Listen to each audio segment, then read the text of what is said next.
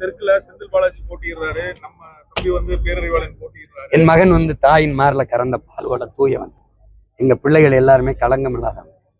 ₹1 லஞ்சம் வாங்கினோம், வாக்குக்கு காசு கொடுத்தோம், ஊழல் செஞ்சோம், எந்த குற்றச்சாட்டு இல்லை. என் மேல 226 வழக்கு இருக்கு. 266 மேல கொள்ளையடிச்சனா, கொலை பண்ணனா, என்ன பண்ணேன்? மக்களுக்காக போராடினேன், பேசினேன். என் பிள்ளை பேரறிவாளன் வழக்கு இருக்கு, சிறைக்கு போயிருக்கான். போராடி மக்களுக்காக ஊழல் செஞ்சு லஞ்சம் பெற்று இல்லை. நேர்மையான வாக்காளனை தான் தேடணும். என் மக்கள் எப்பவும் நல்லதை தேடுவாங்க, சரியானது செய்வாங்க. என் மகன் செய்யும். பரிசு பொருள் பாத்தீங்கன்னா அதிக அளவுல கொடுக்குறாங்க. வாங்கிங்க வாங்கிங்க. அண்ணன் என்ன சொல்றீங்க? ஆனா தற்சார்பு பொருளாதாரம் பத்தி நிறைய பேசிருக்கீங்க, நிறைய இதை முன் வச்சிருக்கீங்க. ஆனா ஏற்கனவே தமிழகம் நீங்க சொல்ற மாதிரி நீங்களும் அதையே சொல்லிட்டீங்க, 10 லட்சம் கோடி கடன்ல இருக்கு அப்படிங்கிற. 10 லட்சம் கோடி கடன்ல இருக்குங்கிறதையும் சொல்லிட்டீங்க. இதை மீட்கிறதுக்கு என்ன மாதிரி திட்டங்கள் வச்சிருக்கீங்க? அது நீங்க சொன்ன அண்ணன் இப்படி சொல்றாரு. அது என்னன்னா, முகேஷ் அம்பானி 1 லட்சம் கோடி திவாலாயிருச்சுட்டு போயிட்டாப்ல, மஞ்சள் நோட்டீஸ். என் அரசு திவாலாயிருச்சுட்டு சட்டசபையில் தீர்மானம் போட்டு ஒரு மஞ்சள் அறிக்கை கொடுத்துட்டு போயிடுவேன்.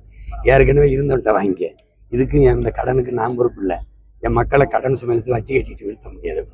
இவங்க வாங்கி ஒரு நலத்திட்டத்தை கூட நிறைவேற்றல. கல்வித்தரத்தையோ, மருத்துவ தரத்தையோ, போக்குவரத்தையோ, குடிநீர் விநியோகத்தையோ, மின் உற்பத்தி விநியோகத்தையோ தரப்படுத்தலை, தடை செய்யலை. அப்படிங்கும்போது அந்த கடன் தெண்டமாக வாங்கி இந்த இலவச ஃப்ரீ ஸ்கீம் கொடுத்து ஏமாற்றி ஆட்சிக்கு வரதில்லை, கடன்கார நாடாகிட்டு போயிட்டான். இப்போ நான் முடிஞ்ச வரை கட்டுவேன். இனி நான் கையெழுத்து போட்டு வாங்குறேன், ₹1 நான் பொறுப்பு. அது எனக்கு பொருளாதாரத்தை எப்படி மேம்படுத்திக்கணும்னு தெரியும். ஏன்னா நான் வேளாண்மை சார்ந்த தற்சார்பு பசுமை பொருளாதாரத்துக்கு போனதுனால கணக்கில்லாத செல்வத்தை நான் அதில் ஈட்டிக்கிற முடியும். உங்களுக்கு தெரியும், நான் உலகத்துக்கு சோறை ஏற்றுமதி செய்கிற அளவுக்கு எனக்கு திட்டம் இருக்கு. ஏன்னா நிலையான பொருளாதாரமும் எல்லாருக்குமான வேலை வாய்ப்பும் என் வேளாண்மையில தான் இருக்கு. இப்போ உடல்ல இருக்கிற எல்லாம் என் நிலம் வளம் தந்தது தான். சட்டை, செருப்பு, துரிதத்துண்டு எல்லாம் இப்போ நீர்ல இருந்து சோறுல இருந்து எல்லாம் நிலம் தர்றதான். அதை சார்ந்த பொருளாதாரத்தை கட்டமைக்கணும்னு நான் நினைக்கிறேன். அப்போ அது சரி செய்ய முடியும்னு நான் நம்புறேன். இதெல்லாம் எப்படி இதெல்லாம் என்ன கேட்டுட்டு சட்ட ரீதியா நம்ம இப்படி சொல்ல முடியாது இல்லைன்னா, இது கட்ட முடியாது அப்படிங்கறத எப்படி நான் சொல்ல முடியும்? கடன் நம்ம செலுத்த முடியாதுன்னு சொல்றது. கட்ட முடியாதுன்னு முயற்சி பண்ணி எப்படி சொன்னாங்க? முடியாதுன்னா முடியாதுதான். ஒரு அரசு அப்படி சொல்லலாமா? அரசு நான் என்ன சொல்றது? அரசுன்னா அரசு இல்லை, காசு இல்லை. காசு இல்லை என்ன செய்ய முடியும்? யார்கிட்ட கொடுத்தா?